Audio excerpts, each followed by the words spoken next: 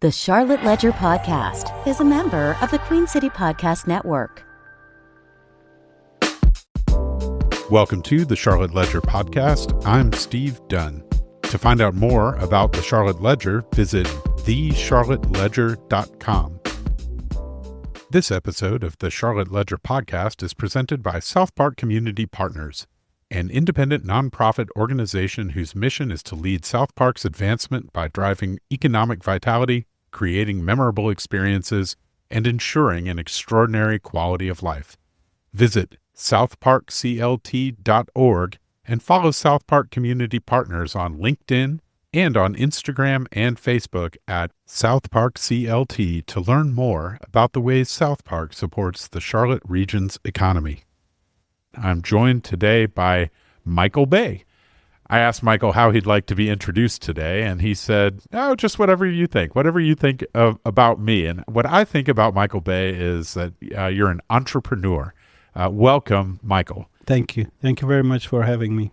You have a fascinating life story, perhaps more so than most. You're born in a small village, and somehow you ended up here in Charlotte talking to me today. What happened in between? It's been an amazing journey. I was born in a small, tiny village in Mesopotamia that population was less than 100 people.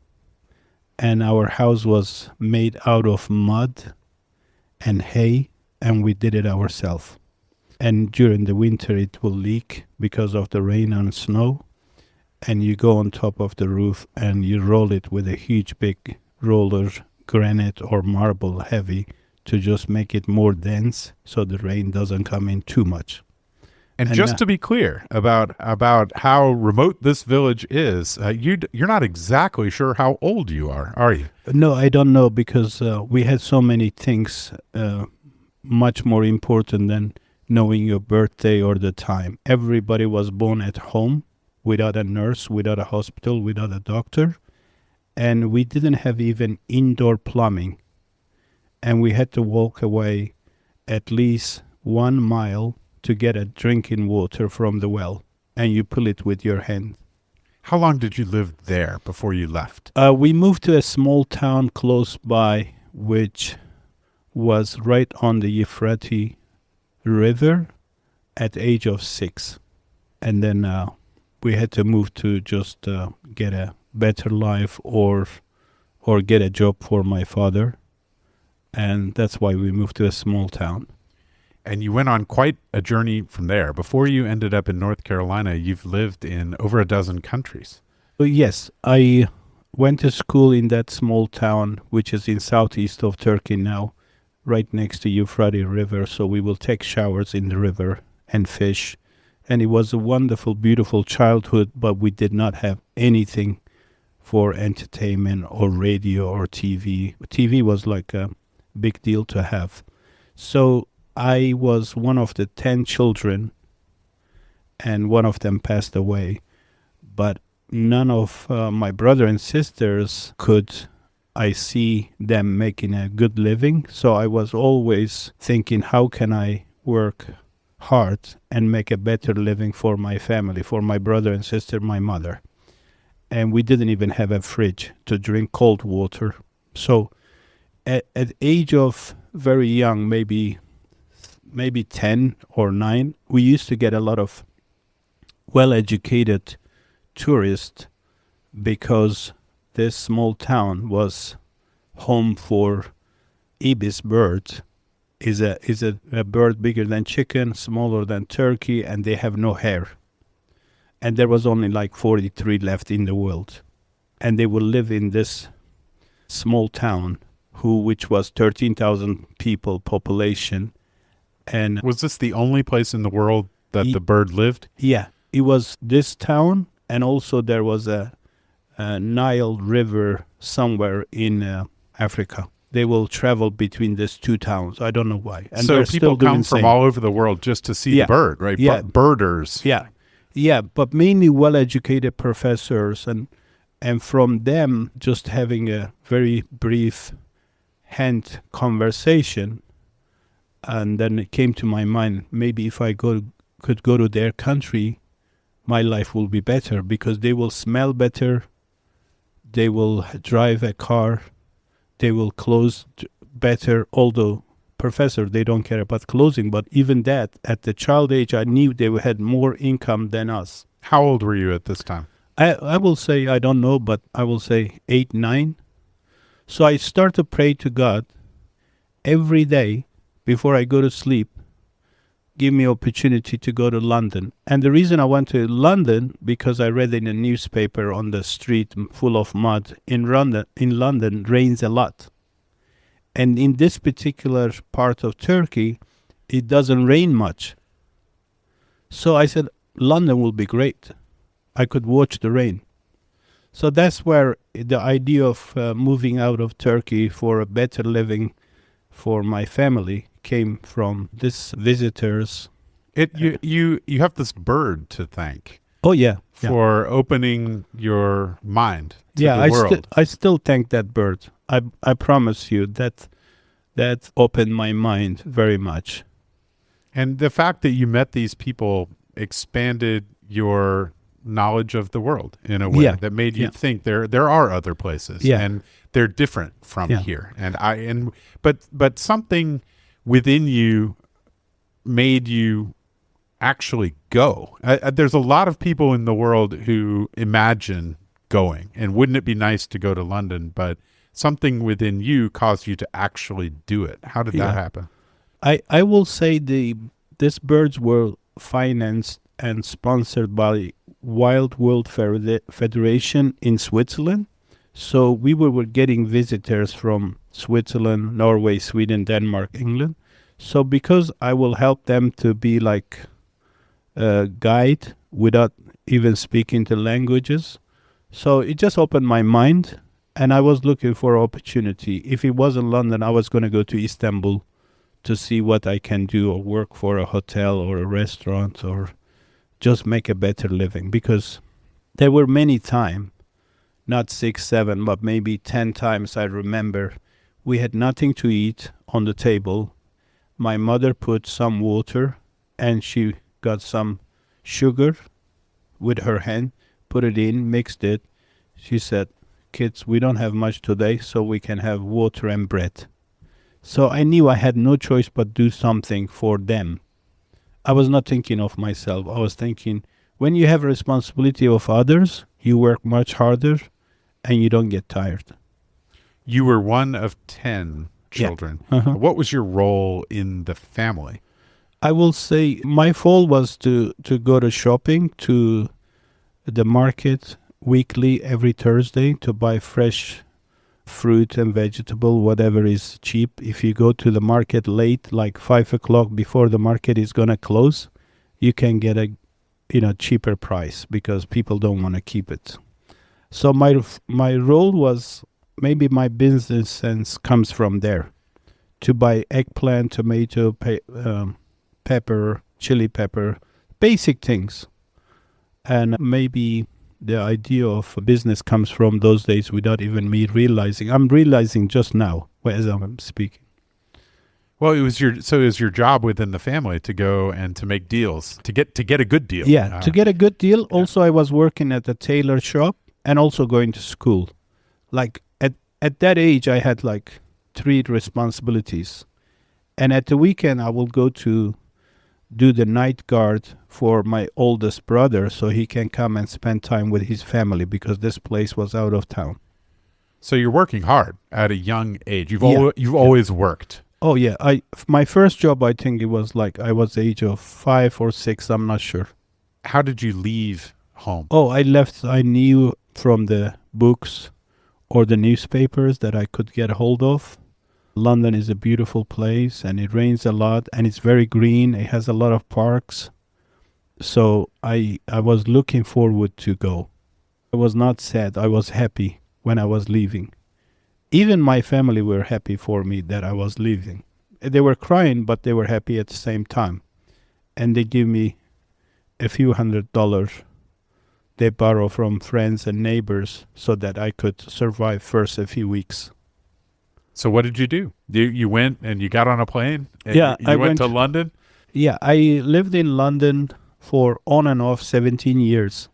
And I did start with dishwashing and then set up my own small company when I learned language. I went to language school. And then I start importing, exporting certain product like stainless steel product. Sheffield or Manchester is good with razor blade. I was buying and selling it. So after so long, I start exporting a European frozen beef to Turkey. There's a need for it. Or Russia, when Russian market was opening. So I start exporting from Holland, France, Germany, frozen beef. And then I was doing really well. Everything was going so well. I was making quite a bit of money at young age. Mad cow disease happened. So here I am. I got tons and tons and tons of frozen beef. But even myself, I'm not eating frozen beef. Because when you see it on the news, you cannot eat. So I lost quite a lot of money. And I went to like minus. During all this living on and off in London, 16, 17 years, I lived in Japan for 1 year in Tokyo because I was working for a computer company. And then I lived in South Africa 1 year. I started traveling to Moscow, selling them frozen beef. I was on and off in Moscow, Russia, Istanbul. And then when mad cow disease happened, I went to minus and I felt so bad. And I just had no choice but look for something completely new. And from the movies, everybody falls in love with America. We all think that you have 2-3 cars, you have a swimming pool. There is some truth to that. As you now live in Mooresville, I think everybody there does have 2 or 3 cars and a swimming pool, right? Yeah, maybe cars, but not swimming pool. Okay. So then I said, okay, let me try America, American dream. From movies, you're in love with America anyway. So I came to U.S. Well, this is in many ways your story is the very definition of the American dream, the story that we tell ourselves about people coming from countries around the world and coming to America and starting a business and making a life and finding a home here. And along the way, you have been involved. You've just described 2 or 3 different businesses since we started talking. And then since then, you've been involved in many other businesses. You've sold furniture and rugs. You're involved in real estate. Now you have restaurants. Yeah. And I wonder, given all that you've learned and all the different types of businesses you've been involved in as an entrepreneur, what is the thread that runs through all of them that makes all of them, in your view, succeed or fail? Yeah. It's a good question, thank you. And time to time I ask this question to myself, but honestly the answer is very simple. If you look at the business the way everybody else looks at it, like you answer the questions like everybody else, you're going to get same result as everybody else. But you have to think completely different, much better. You have to work much harder and smarter and do your homework before even you start a business. And the key is make it better than anyone else and cheaper than anyone else.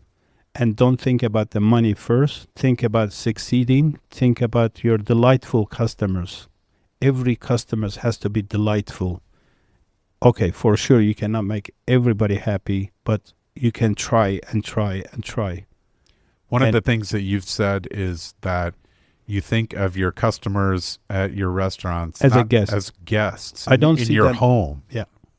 I don't see my customers like customers. I see them as a guest at my house.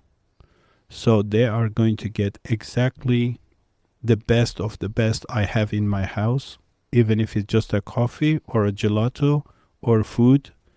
And that's how we run business. It has to be clean, spotless. It has to be like the best ingredients and the best product and served best. And that's why it's so successful. Well, and the same approach, I would imagine, also applies when you're selling rugs or selling furniture. Exactly same mentality. Exactly same mentality with even real estate. Real estate, people charge rent. On top of it, they charge common area charge. like keeping the landscaping and cleaning a little bit. They charge $5 square foot. I don't charge common area charge. And you can go to my place and see it. It's spotless. It's 130 years old building. Is as clean as this building. Well, okay, let's talk about it. You're referring to Merino Mill in Merino Mill. Mooresville. Yeah. It's an old textile mill that you've converted into office and showrooms. And like our tenants, if I may give name, am I allowed to? Absolutely. Yeah, like Samsung, the phone company, is one of the largest company in the world, and they are doing $420 billion company. Why will they come to me, a foreign guy, in Mooresville, instead of going somewhere else? There must be a reason. Toyota race team, TRD. Some we said it. Greenwork, Mohawk, $18 billion company. Hitachi.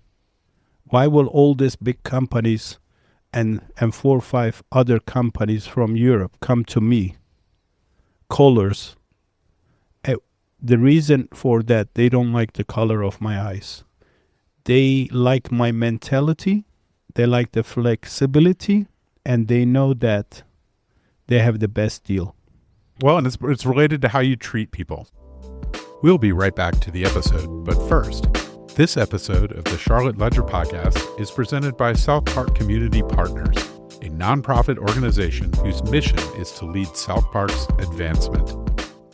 Well, Merino Mill has become an important part of the community in Mooresville, and Mooresville itself is a very quickly growing town. Would you say that your professional focus today is the real estate business? Yeah, it's real estate. Do you treat it as though you're a host to the guests who are your tenants? Because I live there, I work there, and if you're a tenant or a visitor, you will see me.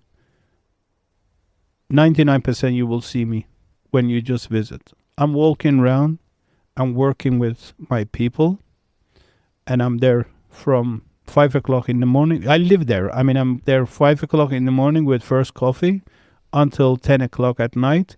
At night, I'm still there, running around and looking at see what I can do tomorrow. What does it mean to you to be a part of a community in that way? It's a good question. Thank you. It's wonderful. When I came 14 years ago, the population of Mooresville was 34,000. Now it's 56,000. And I saw the growth with my own eyes in front of me. And I've been working there nonstop every day, including Saturday, Sunday, every single day. So the growth is there, but also is growing wonderfully. I see so many international people from all over Europe, world, moving to Mooresville or around Mooresville, and it's a beautiful community. And I'm very happy I am part of that community, that we build a beautiful surrounding around the mill, so everybody comes and enjoy their lunch, dinner, or they just come for ice cream or gelato, an antique mall. And so it became a wonderful spot, even if it's accidentally, it became wonderful. On top of it, I don't like to mention this much, but we were selected best restoration mill in the country. That's a great honor. And the competition was R.J. Reynolds, Philip Morris. They're a little bit more wealthy than us. What do you think was the key? Was it this focus on quality that you bring to everything you do? It's a respect to the old building. I believe that building is American heritage. Respect, not changing anything original, just repairing it and cleaning it up and putting there. We did not change anything whatsoever. Whatever was there originally is still there. Because I get visitors who used to work at the mill, so they tell me the same story. You've lived all over the world. You've lived in some of the great cities of the world. You've lived in some of the smallest villages in the world. And you now choose to make Mooresville in the Charlotte area your home. Yeah. What is it about this place that feels like home to you? It feels like home to me because of this. I was born in Turkey, but I was Kurdish. So the day I was born, I was a foreign person. A baby foreign was born in a foreign country. The country has been good to me, Turkey, but I feel more at home in US or Charlotte area or Mooresville more than even my original home. And that's an amazing feeling. I mean, I lived in London, Moscow, Istanbul, Cape Town, Tokyo, Mozambique, Zimbabwe. But this North Carolina or Charlotte or Mooresville, it's a real home. I don't know how. I even told my girlfriend, if I pass away, I want you to bury me here. Don't send me to the other side of the world and be part of the pollution. Well, you've been here now for a while. You've found in real estate a business that certainly is occupying your interest for now. Do you have a vision for the future? You've just opened a new taqueria. You had a burger place and a pizza place, which I know that you chose those kinds of restaurants because those are the kinds of places that people like to go to. Yeah, right? no, I just Googled what is the most popular food that American population likes to eat. And it was burger, pizza, and taco. And all my friends were telling me, why don't you open Turkish restaurant? I said, because by the time I open a Turkish restaurant and educate people for Turkish food, I will be bankrupt 6 times. So I don't want to be bankrupt. So I go for whatever people likes, and I study and I learn and I travel a lot for that particular business. When I decided to open a pizzeria, I study and I learned the best pizza you can get is Napoli, Italy. So I made time, I fly to Napoli, Italy. I found a gentleman who had the best pizzeria in Napoli, and I asked him if I could pay him and work for him and learn the pizza, and I'm going to open one in America. He was, those days he was 83. He told me, if you open it in Italy, it will be not good for you. He was joking, but he was serious. I said, no, it's here, this is it. So I learned there how to make the pizza, and I washed the dishes, cleaned the toilets, made his coffee for him. I was paying him to work for him, but I was working harder than anyone else in that pizzeria, and there was 12 people. How do you then teach the people in America to do what you did? Patient, and you start with one product, and then you go to the second after a week. Because if you put in front of a student a lot of things to study, they may give up. But if you teach them just one thing, just math or English or history, they will, if they like it, they will study more and they want to learn more. So I did the same thing. Just teach them one dish, and when they're ready, they will ask you anyway, can we do another one? So then you teach them. And then at the beginning, we were learning, and not every pizza was coming perfect. So we were inviting fire department, police department, nurses, doctors, teachers to come and get a free pizza. So we were not wasting. I don't like wasting. Well, here you are. You've been in this area for a while now. You've been honored by the Charlotte Ledger as a winner of the 40 over 40 award. Although it occurs to me, we're not sure that you're over 40. I think there's a good chance. I'm looking at you now. You have a little bit of gray hair on the sides. You're probably over 40. Thank you. But who can know for sure? You're an experienced person now. Thank you. You started in London just making it up as you went. You learned some lessons. You learned some hard lessons, some of which were beyond your control, some of which probably were within your control. Yeah. But over the years, you've developed an approach to business and I would imagine to life. And I wonder what you see for your future and what you wish to share with those who are going to be following in your footsteps. I will say that 100% you really need truly be open and honest and make sure whoever you work with is fair to you and it's fair to them. Like your customers, like your vendors, like whoever you buy even roofing material, don't squeeze them. Make sure they make money so they enjoy talking to you. They enjoy doing business with you. Just be fair and honest and open. I think that's a great way to leave it. Michal Bay, thank you so much for spending time with me today on the Charlotte Ledger podcast. Thank you. Thank you very much. That's it for today. Thanks for listening. This episode was produced by Lindsay Banks. You can find out more about the Charlotte Ledger by visiting thecharlotteledger.com. This episode of the Charlotte Ledger podcast was presented by South Park Community Partners, a nonprofit who leads South Park's advancement by driving economic vitality, creating memorable experiences, and ensuring an extraordinary quality of life. QueenCityPodcastNetwork.com.